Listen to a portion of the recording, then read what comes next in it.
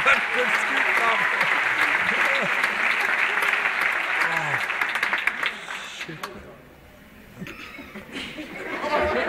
har aldrig hørt noget lignende.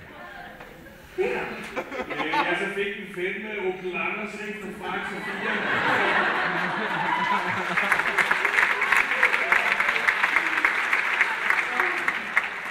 4. Men udover det, så var det jo hjælpende talentløst. Det skal jeg også sige. Så hør jeg?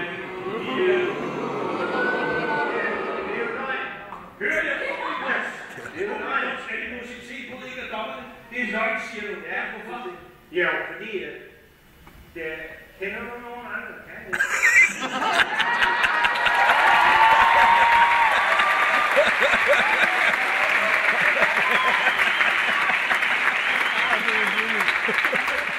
Min far, han kender ham her.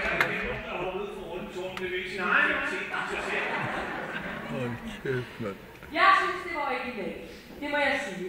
Og det var underholdende, men jeg ved ikke, om det var underholdende på den helt gode måde.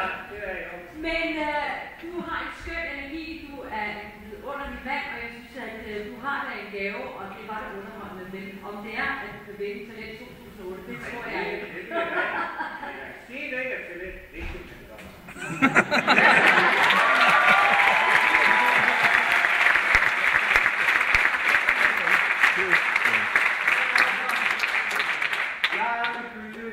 udtalelserne, den kan se Smukkeidrætsland, og jeg synes bestemt, at du har talent.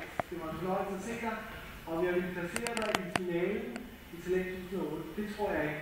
Men jeg vil sige, at for første gang i mange år, mener jeg, at vi har fundet en dansk pendant til en mand, der i 60'erne gjorde fantastiske musikalske tiltag.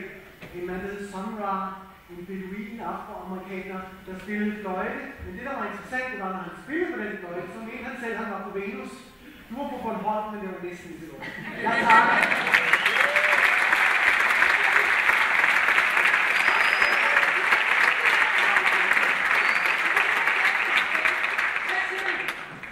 Opel Anders, snak tak.